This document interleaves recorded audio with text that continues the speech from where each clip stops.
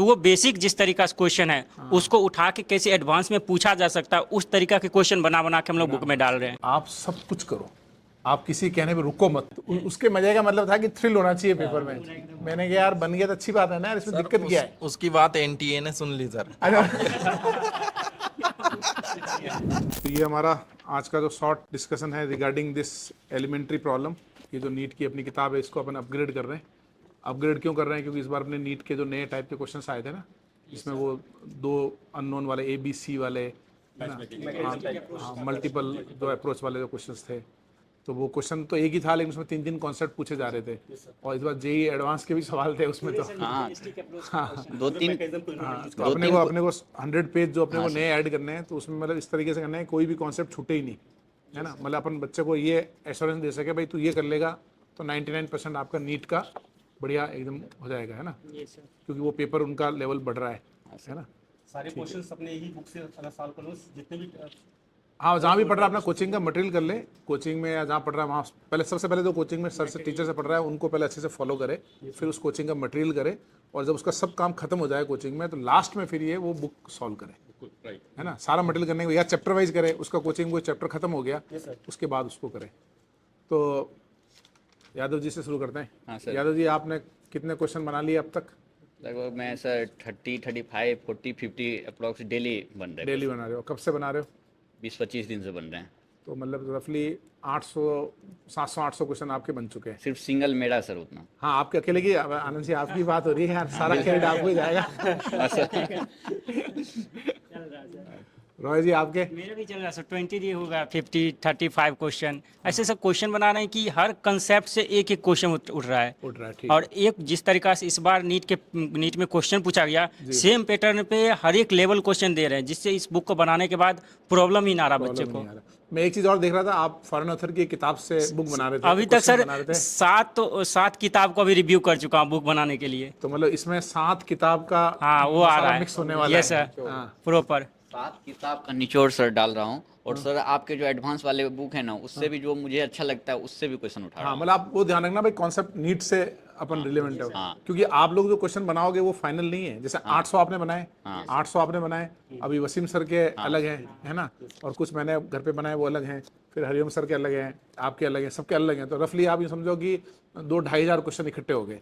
अब उस 2,500 में से मतलब बड़ा फनल बनाया अपन ने, ठीक है ना। अब उसमें से अपन 500-700 क्वेश्चन निकालेंगे। सर जैसे आप बोले 100 पेज का आ रहा है, सिलेक्ट करेंगे, इस तरीका से एक एक कॉपी भरने वाला हम लोगों का बनाने में। आज एक कॉपी भरने आप बोले वो सही साबित होने वाला है। हम लोग का 100 पेज हो गया है सर। अच्छा, 100 पेज हो गया आपका ना, इंडिविजुअली 100 पेज हो गया। 100 पेज भाई क्या जितना ज्यादा क्वेश्चंस बनेंगे ना, तो उसमें से फिर अपने को क्वेश्चन पिक करने में फिर अच्छा कंटेंट बनेगा। हाँ बिल्कुल। अगर मान लो 100 पेज है और 100 पेज का कंटेंट बन रहा है तो फिर वो इतना मतलब मजेदार नहीं रहेगा सर। सर इसमें एक बहुत अच्छी बात यह है कि अपने जितने भी पूरे टीम वर्क हो चल रहा है, और सभी टीचर्स इंडिविजुअल बुक को ही फॉलो कर रहे हैं। ऐसा नहीं कि कोई इसी पर्टिकुलर बुक को उठा लिया तो वो भी बना रहे, उसी को फॉलो कर रहे हैं। अच्छा। जितने भी मार्केट में अपने पास है और अच्छी से अच्छी किताब सबको फॉलो कर रही है। ठीक है। तो मतलब कि जितने भी पॉसिबल वैरायटीज के क्वेश्चन है सब अपने इस बुक में अटैच करने वाले हैं। एक चीज एनसीईआरटी को देखते हुए बनाया जा रहा है। अच्छा, एनसीईआरटी को भी प्रॉपर सिलेबस के अंदर वो एनसीईआरटी में जितने भी नैम रिएक्शंस हैं मैकेनिस्टिक अप्रोच से, इस तरीका से इस बार जो क्वेश्चन मैकेनिस्टिक अप्रोच से पूछा गया, तो वो बेसिक जिस तरीका से क्वेश्चन है उसको उठा के कैसे एडवांस में पूछा जा सकता है, उस तरीका के क्वेश्चन बना बना के हम लोग बुक में डाल रहे हैं। ठीक है। अब छोड़ना इस बार कुछ भी नहीं है अपने को। सर पूरा एकदम कंप्लीट है। छोड़ना नहीं है। क्योंकि सर ऐसा सभी बोलते हैं ना कि जितने भी नीट के टीचर्स होते हैं वो बोलते हैं कि सर अगर आप एनसीईआरटी पढ़ लो, लेकिन सर एनसीईआरटी में सिर्फ कॉन्सेप्ट रख लाइनें लिख रखी हैं, अप्रोच उसका क्या होगा वो हमारे बुक से ही ऑलमोस्ट होगा वो चीज़ें। नहीं, कॉम्पिटिटिव एग्जाम में है ना, आप ट्रस्ट किसी पे मत करो।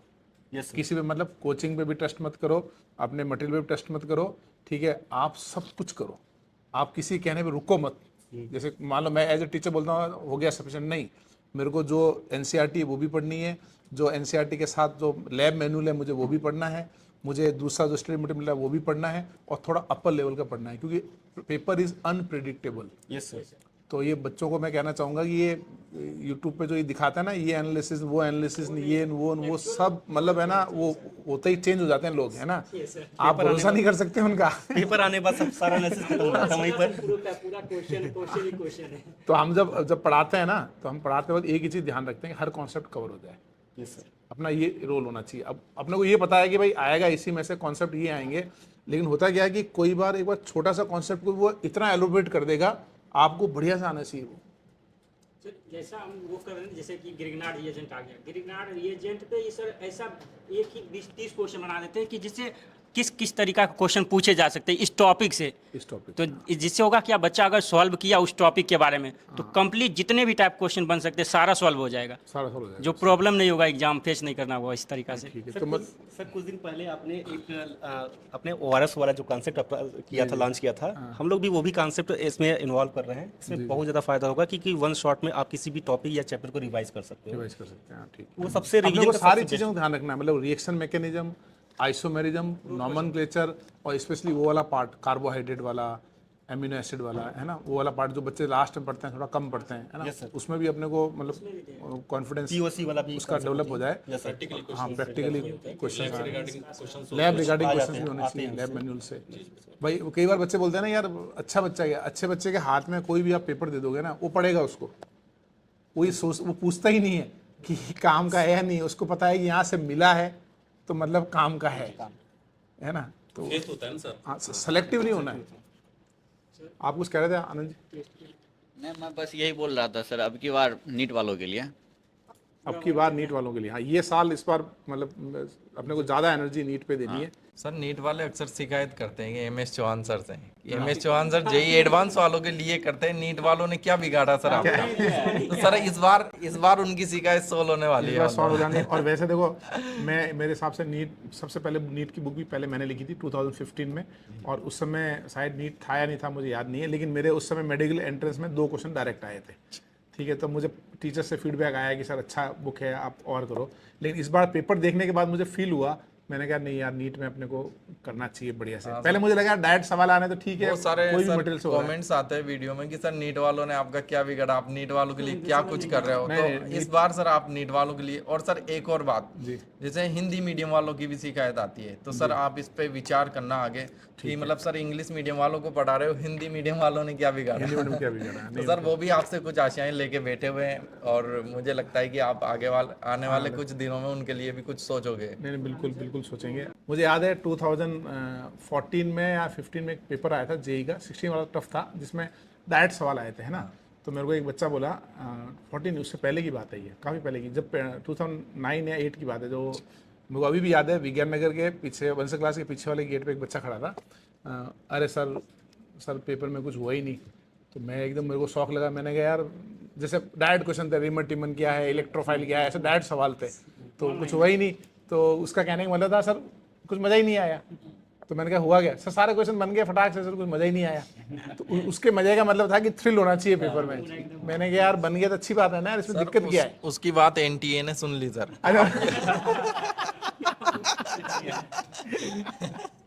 अब उन्होंने अपना लेवल अप कर दिया। लेवल अप कर दिया। इसलिए है मतलब, नहीं ठीक है, इस बार नीट के लिए बढ़िया अपन इतनी टीम पूरी मेहनत कर रहे हैं। तो अभी मैं रिलेटिव थोड़ा फ्री हो गया हूँ, क्योंकि बहुत सारी चीज़ें चलती रहती है। अब मैं फ्री हूँ, तो मेरा आने वाला साल पूरा मतलब फोकस रहेगा, जिसमें ज़्यादा से ज़्यादा मतलब ये समझ लो कि 70% एनर्जी नीट पे लगानी है। एक प्लेलिस्ट बना देंगे नीट वालों के लिए। हाँ तो सारे उसके जो कमेंट आते हैं उस पर हम लोग काम करते हैं सर। सही है। नहीं, नीट वालों से तो देखो यार, दोस्ती भी रखनी है, रिश्तेदारी भी रखनी है। हाँ सर, क्योंकि देखो मुश्किल समय में ना डॉक्टर ही काम आता है, बिल्कुल सर। है ना। इंजीनियर तो देखो पैसे वाला है या कुछ है तो ठीक है, अच्छी बात है, गूगल में है या माइक्रोसॉफ्ट में है, स्टार्टअप है। हेल्थ, कोरोना में कोई काम आया क्या? नहीं सर, कोरोना में एक ही आदमी काम आया, डॉक्टर। अभी आप सर आयरन मैन बन के आए हो सर, उसमें भी डॉक्टर का काफ़ी हेल्प अरे है। बहुत वहाँ मेडिकल कैंप रहता है एकदम, मतलब डॉक्टर और इम्पोर्टेंट है डॉक्टर। और डॉक्टर जो इंडिया में काम कर रहा है ना, वाकई में मतलब वो भगवान के बराबर अपन मानते हैं ना, वाकई में मानना चाहिए। आप सोचो 6-7 साल MBBS करता है वो, हाँ सर। फिर वो 2 साल MD करता है। क्यों? जैसे मेरा छोटा भाई डॉक्टर है, तो मेदांता में है वो, तो मैं उसको देखता हूँ, उसका फ़ोन कभी बंद नहीं रहता है ना। वो सोता है ना, तो भी वो फ़ोन ऐसे साइड में लगा, उसको कभी 2 बजे भी कॉल आते हैं, 4 बजे भी आते हैं। तो जिस दिन उसकी नींद पूरी होती है ना, उस दिन वो काफ़ी खुश फील करता है, रात को कोई इमरजेंसी नहीं थी। तो मतलब डॉक्टर का ये भी है कि आप मतलब इमरजेंसी में मतलब आप वो नहीं कर सकते यार। टीचर और इंजीनियर का दिए कोई बात नहीं यार, मशीन खराब है तो कल कर लेंगे, है ना। फाइनेंशियल नुकसान होगा ना, ह्यूमन लॉस नहीं होता ना। तो डॉक्टर तो बहुत।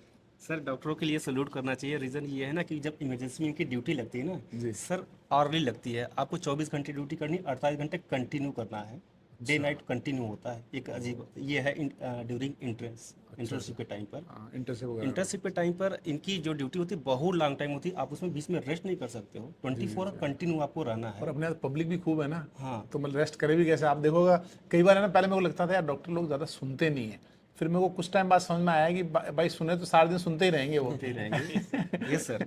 सर एफटीपी जब आपका चला था तो उसमें ना मेरा नंबर डला हुआ है। जी जी हाँ तो सर इतनी इंक्वायरीज आती हैं सारी मेरे पास ही आती हैं, आपकी जो ऑर्गेनिक केमिस्ट्री के लिए आती हैं। तो सर मेरे पास में अगर 50 कॉल्स अगर जेई के लिए आ रहे हैं तो कम से कम 80-85 कॉल नीट के लिए आते थे, अच्छा है ना। और मैं पहली बार सर को ये बात बता रहा हूँ। जी जी और इसमें सर ये है कि इतना प्यार करते हैं सर बच्चे आपसे। जी जेई के लिए तो खैर करते हैं क्योंकि सर आप पढ़ा रहे हैं इतने सालों से, लेकिन आप पढ़ा नहीं रहे हैं उसके बावजूद भी इतना प्यार करते हैं आपसे कि बच्चे ऐसा बोलते हैं कि सर बस आप प्रणाम बोल देना, अच्छा सर आप बोलना कि सर थोड़ा सा हमारे लिए भी देख लें। बहुत प्यार से बोलते हैं, बहुत विनम्रता के साथ बोलते हैं, और इतना अच्छा महसूस होता है मेरे को कि मैं मतलब जिनके सानिध्य में काम कर रहा हूँ MS चौहान सर के, तो ऐसा लगता है कि नहीं बच्चे कितना प्यार करते हैं। ये प्यार जग जाहिर नहीं हो पाता उन बच्चों का क्योंकि वो थोड़े शाय हैं, अभी जवान 11th में हैं या 12th में हैं, वो कोशिश कर रहे हैं, लेकिन वो वाकई बहुत ज़्यादा आपसे अटैच हैं और चाहते हैं कि वो आपकी बुक्स को पढ़ें समझें। और आपसे आपके सानिध्य में जिस तरह से जेई के बच्चे प्रिपेयर हो रहे हैं सर, जेई में जा रहे हैं, आईटी में जा रहे हैं, निकल रहे हैं, तो वो चाहते हैं कि कुछ भी आपसे डायरेक्शन लेके और वो आगे की तरफ जाएं। तो वो आपसे बहुत उम्मीद लगाए बैठे हैं सर, ये बच्चे भी, पेरेंट्स भी, और नीट के लिए बहुत ज़्यादा आपको प्यार करते हैं और चाह रहे हैं आपकी बुक्स वगैरह और जो भी चीज़ें आ रही हैं सर नई, और आप मेंटरशिप के लिए बहुत फ़ोन आते हैं सर, बहुत फ़ोन आते हैं। वो चाहते हैं कि सर हमसे एक बार बात कर लें, जी जी जी हम 600 नंबर ला रहे हैं, हम 580 ला रहे हैं, भले सर जेई की मेंटरशिप देते हैं या भले सर जेई में काम कर रहे हैं, लेकिन हमें लगता है कि सर अगर थोड़ा सा भी हम एक बार बात कर लेंगे ना, पेरेंट्स, इवन पेरेंट्स भी सर ये बोलते हैं कि अगर सर हमसे भी बात कर लेंगे, हमारे बच्चे से बात कर लेंगे, तो बस हमारा ये है कि बच्चा कुछ ना कुछ कर लेगा। और तो बस सर बहुत ज़्यादा प्यार बच्चों का मिल रहा है और चाहते हैं बच्चे, और बस ऐसे ही जो आप चीज़ें कर रहे हैं सर, ये आगे करते रहें, टीम इतनी लगी हुई है सर, तो कुछ ना कुछ अच्छा ज़रूर होगा सर नीट के बिल्कुल। जेई। इस बार आपकी बात सुन के है ना, मतलब मेरे को दिल पे लगा है, मैं बताऊँ आपको। भाई मेरा ही मानना है कि मेरी वजह से अगर किसी को कुछ फ़ायदा होता है Yes, sir. तो आई एम फॉर्चुनेट, ईश्वर की मेहरबानी है, मुझे करना चाहिए जरूर। Yes, sir. Yes, नुकसान तो होना ही नहीं चाहिए किसी को भी, यस सर, तो इस बार जरूर करेंगे। और मतलब मैं आपको बताऊँ, मेरे को पहली बार है ना नीट का पेपर देखने का फील आया। यस सर, मैं इतने साल हम नीट में ज़्यादा क्यों नहीं करते थे, बोले यार इससे हो रहा है, काम हो रहा है ना। जी पहली बार मुझे फील आया कि यार मतलब जिसने पेपर, जिन लोगों ने बनाया ना, और बच्चे जिस तरह की तैयारी कर रहे हैं उसमें बहुत गैप है, यस सर, है ना। तो बच्चे को फंडामेंटल बिना सिखाए आप मतलब डायरेक्ट क्वेश्चन नहीं करवा सकते उसको। जी तो उस पर अपन काम करेंगे, और मेंटरशिप वाले पे बिल्कुल वही, बिल्कुल मिनिमम ₹1 वाली मेंटरशिप लेके आएंगे, यस सर, यस है सर। ना।